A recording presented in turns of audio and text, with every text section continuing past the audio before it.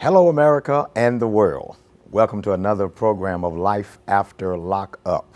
We are excited to come to you today. We have a very exciting show and a very special guest. Most of you are familiar with what this program is about. We try to show a different side of incarceration and those that come from prison or jails, the lives that they have to live, the struggles that they have to go through, the things they have to encounter on the regular basis. This normally what we do, but today we have a special program. We are interviewing someone from Crossroads that I personally have had some things to say about, and maybe you too. But today we're gonna set the record straight. So call somebody on the telephone, let them know that Life After Lockup is on, and that somebody from Crossroads is on Life After Lockup. So we're gonna welcome Miss Christy Batts.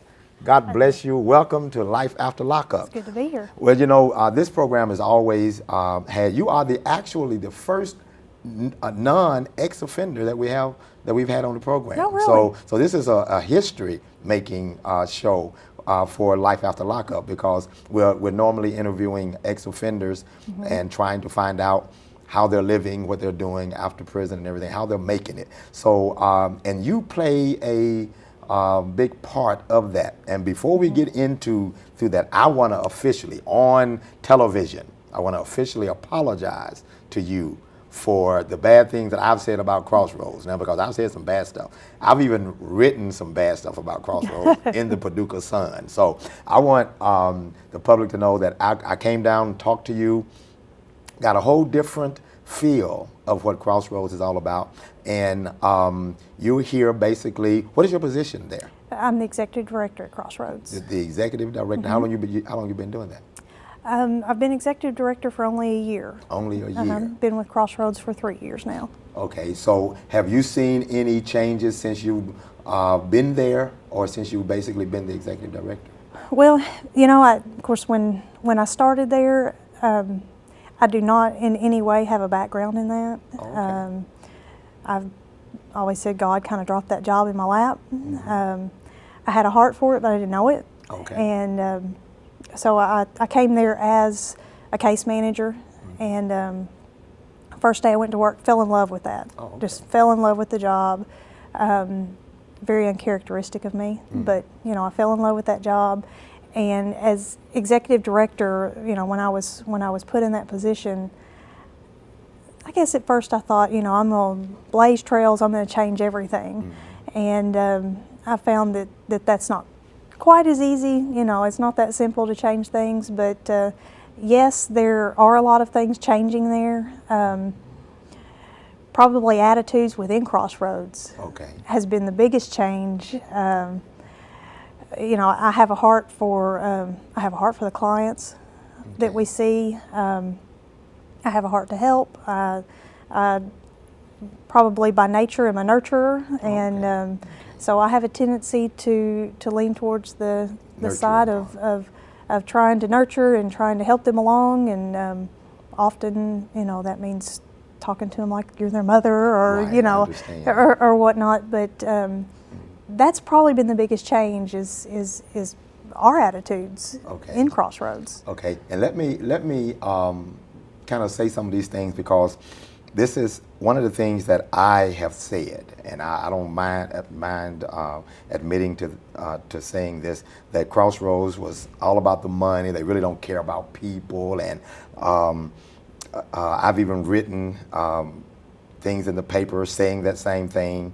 And when I talked to you, and I came down to your office, and I would suggest to people, and I make a lot of mistakes, and that was one that I made. I don't know what it was like before, but I know when I came down to your office and talked to you that day, that I got a totally different perspective of Crossroads and of, I guess, the person that was running it. And that was one of the things that I felt like before, that it was about the money, and I heard other people saying it, and it seemed like that there was no concern. Just as long as you came and paid the money. If you don't pay the money, you go to jail and go to court and things like that. And when I talked to you, you let me know that, like what you just said, it was a passion there. Right. For you. And I've heard people say, well, they'll send you to jail for not paying your fees, or things of that nature, and it's simply not true. We'll give them a paper that says they have a court date, on a certain date if they haven't paid their fees by a certain date, and if they don't show up for that court date, they may very well get a contempt of court or whatnot. They'll end up in jail. It is not for our fees. It's for disregarding the court date. Okay, before you move forward with that, because I want them to understand what you just said, because that's very important. What has been said before is that they go to jail because they didn't pay Crossroads. Right. In all actuality, what you're saying is that you send the court papers stating their status. The court set them a court date. If they don't show up for court date, and for their court date, there's a warrant put out for them, and they are arrested for not showing up for court. Now that is not because they didn't pay their fees. Right. Because I want to make that very clear, because that's what has been said, is that the reason I'm in jail because I didn't pay Crossroads. Right. In all actuality, they're in jail because they didn't show up for court. Exactly. Okay. Exactly. Now let me ask you this. When people go to court, a representative of Crossroads is there in court. Yes. Okay. Now, what is Crossroads for? Crossroads monitors misdemeanor probation. Basically, when you go to court, you can either have a sentence that you serve, or you can have conditionally discharged time, meaning that you may have a jail sentence that's probated. That jail sentence is normally there for 2 years, and there may be conditions that are set aside by the court that you have to abide by in order to not serve that jail time. And we monitor those conditions, whether it be restitution and fees for your bad checks, domestic violence counseling, substance abuse counseling. We don't actually do those in Crossroads. We refer them out, and they come to us and they show proof that they are doing what they're supposed to do. And as soon as they're through with their obligations, they're released from Crossroads. Okay. Now, and you also do no insurance, things of that nature. Yes. So basically what you're saying then is that if I go to court, and instead of me going to jail for a couple of years, a part of my conditions for staying out of jail is to be monitored by your organization to make sure that I am complying with what the court tells me. Right. Am I getting it right? You are getting it right. Okay. So now, when I come to see you and show you that I have been doing what I'm supposed to do, there's a fee attached. That's correct. Now let's deal with that fee. That fee is attached basically based on what? The maximum fee is $25 for your monthly visit. Monthly. That is a monthly fee. If you show proof of income or proof of no income, sometimes disability, whatnot, the fees can go lower. They can go as low as $5 a month. Okay. Can go as low as $5 a month. Yes. Okay. Yes. What we find is oftentimes, people say, well, I don't make enough money to pay that, but yet they don't bring their proof of income in, or the amount of disability they make, and so the paperwork just never gets done. So they have to pay the $25. Okay. And you're talking fast here. When I say talking fast, we're going through this pretty fast, but I want people to understand what you're saying, because we're getting through this, but sometimes what you're saying is that the fees can be lower, but people have to bring in proof. Right. And sometimes you're telling me that people don't bring in the proof. Sometimes. More times than not. Okay. They don't bring in proof. So then the fee is an automatic $25. Yes. Yes, that's correct. Okay. And see, and this is really important and interesting, because what has been said is throwing all the blame on you. I mean, when I say you go on Crossroads for not considering that they don't have a job, or not considering that they're on disability, or not considering that they have other bills to pay or whatever, but you're saying that you're willing to work with people. Yes, yes, absolutely. And it does not take into consideration money going out.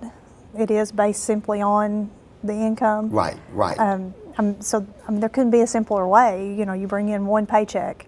If this is what I make this week, we'll look at that and see if your fees could be lowered. and we just find that normally they just don't bring it in.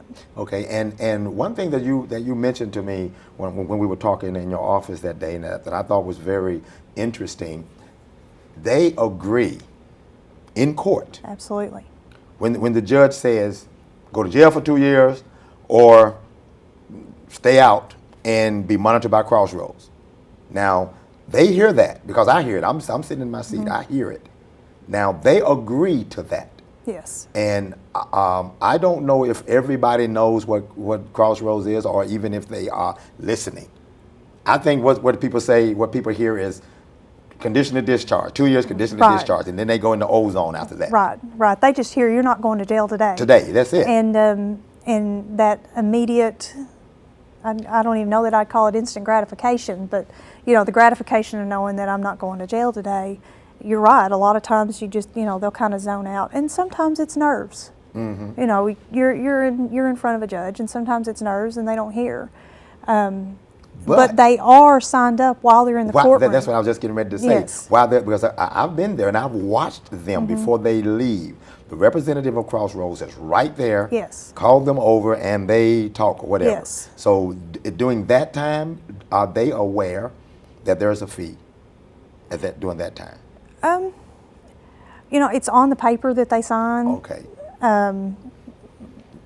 There's not a lot of fine print on that paper, but it is at the bottom of it that it's a $25 fee. Okay. I don't know that they're aware of it when they come into court. But when they make that first visit to Crossroads, they pretty much are aware of everything. Mm-hmm. Yes. And yes, we sit down and we go over in detail with them their order of probation and what they have to do in order to be compliant, and what we'll tolerate, what we won't tolerate, the fees. The fact that they could get reduced fees, which is also on the notice that they fill out in court, tells them to bring proof of their income if they expect reduced fees. But we basically go over everything with them on their first visit, and from there, it's their choice. It's their choice, And that's one thing too that I wanted to get, because sometimes people don't know about Crossroads. I mean, they know about it. Mm-hmm. But I guess they don't really hear what's going on in court. Is there a way, now I don't know if you know the answer to this or not, but we can just shoot it out there. Is there a way for them before they get to court? Say, for instance, I'm coming to court, you're my attorney, you say, okay, they might recommend you to Crossroads for monitoring. Can you do Crossroads? Can you make sure that you do Crossroads before we give it to you? Some kind of way that I would think they might need to know that there is a chance that they might get represented to Crossroads or get the Crossroads thing there. So, but if they don't know about it, it's probably a big surprise to them when they come and see you, or if they don't come and see you at all. Right. I don't know how exactly that would happen, other than a forum like this where we're getting the word out and just letting the public generally know about Crossroads and what we are and what we do. I don't know that there's a way that we could pass out, flyers or handouts or anything like that in the courtroom. What about to the public defender's office? Don't they? I mean, they know about it, right?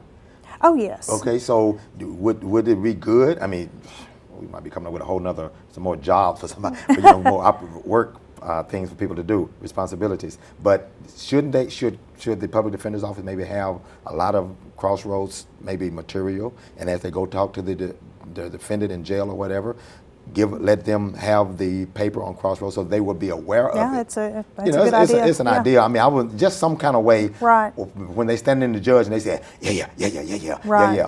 I'll do it, and then they're so happy that they don't go to jail today. They come and sit and talk to your representative, and they just signing papers. Right. They don't even know what they're doing. They know that they don't have to go to jail today. Right. And if they come in with a public defender or a lawyer, I'm going to guess that probably close to 100% of the time they've probably discussed it and they know what Crossroads is in that instance.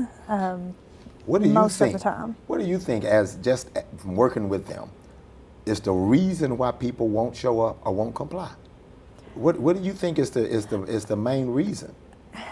Just a ballpark You know, thought. I have my own theories on that. That's what I'm looking for. What's your theory? What's your theory on that? Honestly, my theory is that Satan is the father of all lies. Okay. And that oftentimes they'll believe the lie. Okay. That's being fed to them. You know, I don't need to show up for that. I don't need to go in. All they want is my money. You know, they don't really care about me. They don't really care what I do. I didn't do anything wrong anyway. Okay. You know, and I really do honestly believe that that's The mentality. a large quantity of a miss. Okay. And you know, I think that a lot of times the mentality is that we're working against them, which is not true. I've never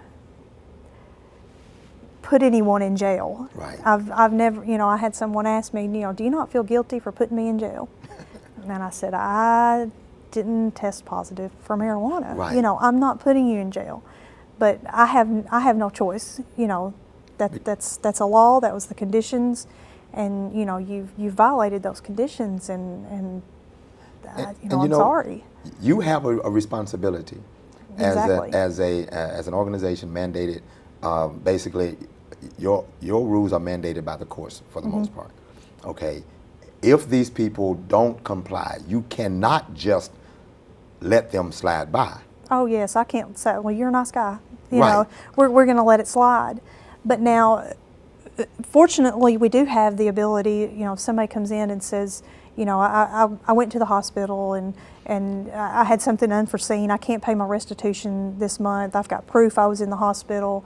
You know, we have the ability to say, you know, come back in 2 weeks and we'll take care of it. That's one of the good things is that we've got that, you know, a little bit of flexibility there that we can work with them. And but they got to be willing exactly to work with you instead of, and you said something very, very strong here, because that's really the mentality of people that go to prison. I mean, I've been to prison. I'm ex-convict or whatever. I understand there is a despise for the system. All y'all working together. That's kind of like how we look at you guys. Y'all are working together. Just y'all buddies. Y'all go play golf together, and you just out to kill us. And to that, I would say, you know, I'm not the system.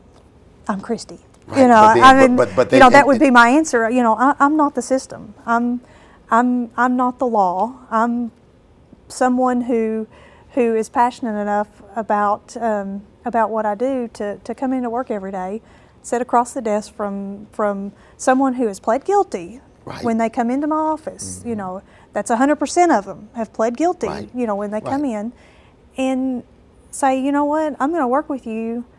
You know, let's keep you out of jail. Right. Let's give you the ability to keep your job. Let's let you remain a parent and active in your household. Let's keep your marriage together. You know, let's do this with minimal disruption to your life, so that you can. A lot of times I'll tell them, you know, you can do this. You can do it quick and be rid of us. You know, I have no desire to see more people commit crimes so that we could make more money. I have no desire to see anyone sit across my desk who is wrongfully there. Right. We have no desire to see anyone in jail who would be wrongfully there. Right. You know, of course, I think we're the greatest thing since sliced bread. I look at it and think, if I were in a situation where I had a choice between jail or doing what I told someone I would do in order to keep my conditional discharge time conditionally discharged. Right. You know, I would do everything that I could to make that happen and to be successful at that. And we want to see them be successful. You know. You know, you're saying something here that and I it rang in my head when I left the office that day. And you said it again here, and I want to put an emphasis on it. It's like you have a choice to go to jail for a year or two. It's going to disrupt your marriage. It's going to disrupt your family. You could lose your job. A whole lot of things that could happen in that year or two that you were locked up. Right. But because the judge wanted to give you leniency and give you somebody that you were going to be responsible for, or to somebody that's going to monitor you, you get an opportunity to stay out of jail.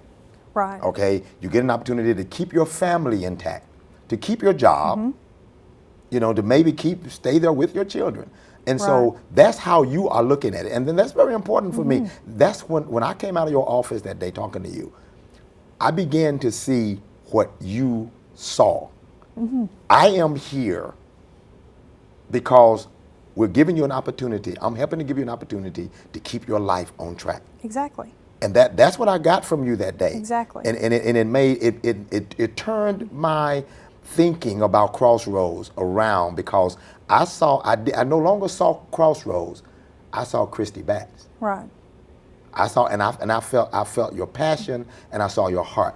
That's what I want the people to see, and that's what you're showing today. Right. Because you have a responsibility, but yet, you know, your responsibility is bigger than the $25 a month. Oh yes, absolutely, absolutely. You know, getting paid for your job is a perk, but if you love your job, oh yeah, you know, yeah. I mean, really, the pay for me comes when we do have that occasional client who says, because I had to be accountable to someone, you know, I've gotten my kids back. Because I'm getting clean drug screens, you know, I've gotten my rights to visit with my kids again. You know, I've changed friends. My friends don't want to hang around me anymore because I can't party like they do anymore. And you know, for a little while that's sad, but long term that's good. It's good. It's good. You know, because knowing I got somebody that I'm accountable to. Exactly. I got to get these drug screens, so I'm going to stay off drugs. Right, and of course I don't want to paint a picture that we're in there just cheerleading. Right. Because we're not, and you know, if you don't do what you're supposed to do, then there are I'm going consequences. to request a warrant for you. You know, and what do you mean by doing what you're not supposed to do? As far as if they're non-compliant, if they didn't do their counseling, or they didn't do their assessments, or they didn't pay their restitution, you know, I'm going to ask for a warrant, but I'm only going to do that when it's right. Okay. And I'm only going to do that to where I can go home at night, I can pillow my head and not feel guilty for that. I'm going to make sure that it's required, it's appropriate, you know, that it's right. Now, do you go do as much as you can do, and which I feel like you do, to try to get the person to do the right thing before you issue the warrant? Oh, absolutely. Just for instance, the most common problem is actually getting a client to report. A client may, yes, a client may come in July, and then they don't show up for their August appointment. We'll send them a card with an appointment on it. If they don't show up for that, you know, we'll send them another card. We'll call them. We'll try and track them down. But eventually, you've got to violate them for absconding probation. Right. There's not any choice in that. Right. You know, when you say no choice, you are again mandated by the court. You are under the court order. Well, and not only that, the client's choice makes my choice. You know, we have clients that come in, even though they're not on probation anymore, they'll come in and visit us. They'll keep us up to date with what's going on. You know, I don't go into a restaurant and see a client and worry that they're going to do something to my food. Right, right. You know, I show respect to the clients. I've said 1,000 times, I don't have to like you, but I love you. Right. You know, the clients who sit across my desk, I love every one of them. I may not like what they do. Right. Right. They may not show me any respect, but they're still prayed for. Right. They're still, you know, I still wish to see them succeed. And of course, people would laugh at that and say, you know, you'll work yourself out of a job. Well, no, you're not. Great, you know. that would be an ultimate thing to do. Wouldn't that be great? You know, it would be great if we could shut down the court system. Wouldn't that be great? Yeah, but I had to I can't single-handedly wipe out crime in Paducah. No. So I'm not worried about working myself out of a job. No. But you know, if a client shows up every month and they make a good faith effort, they're honest with us. You know, they show I guess I would call it integrity. You know, we're going to do everything we can for them. And that all of that you're saying is so very important for people to hear. Right. And I'm telling you, if anybody, because I was pretty much adamant about the fact that Crossroads was a big ripoff. I was pretty much adamant about it. And like I said, I've spoke my piece. I've written my things. And if anybody said anything about Crossroads, I was pretty much in it with them. Yeah, you're right. They need to shut them people down. They're not doing it. You know, but I'm so grateful that that I came to see you. Oh, I am too. And wanting to get the message out. It's never, anytime you're dealing with the system, some things are going to be bad, some things are going to be good. But anytime you can stay out of jail, that's a good thing. It is. And we're not perfect by any stretch of the imagination. The system isn't perfect. What we No. have in place isn't perfect. Does it work 100% of the time? No. But does it fail 100% of the time? Absolutely not. You know, but it just is what it is. It is what it is. And you are doing it because you have a passion to do it, and you're doing it with passion. And I felt that from you from the first time that we met. I felt it from you, the passion, and that's why I was adamant about trying to get you on the program to Right. make sure that those that are sitting in jails, those other people that even, I think you told me one time that it was a correction officer made a statement about Crossroads is about the money. And I want the correctional officers to know Right. that there is something and a person behind Crossroads Right. that is concerned. Right. And some days I'll go home and I'll laugh. I'll tell my husband, you know, oh, it sucked me dry today. You know, but Galatians 6:9. Yeah. You know, if I keep working, I'm going to reap a harvest You're one going of to these reap a days. harvest. God would not forget your Exactly. work and labor of love. And so, you know, I'll just keep doing that, and what happens happens. But you know, I'm going to do it with a smile on my face. Right. You know, and you enjoy it, and that's a I good do. thing. That's a good thing. I want people to understand that you do have a responsibility, that you are under court order, and plus Exactly. they themselves signed the agreement that they are going to be monitored by Crossroads. Yes. They signed the agreement. Yes. They need to know what agreement they are signing, and knowing that you are going to keep them responsible to what Right. they sign. Right. And our time is just about up. I told you it was going to go by really fast. Thank you so Thank very you. much. This was very informative, and I know that people got a lot out of this. Thank you so much again for visiting Life After Lockup. Let somebody know when we're on. Go to Paducah2.org, click on videos, and hit Life After Lockup if you want to join us on any of our programs. God bless you. You have a marvelous day.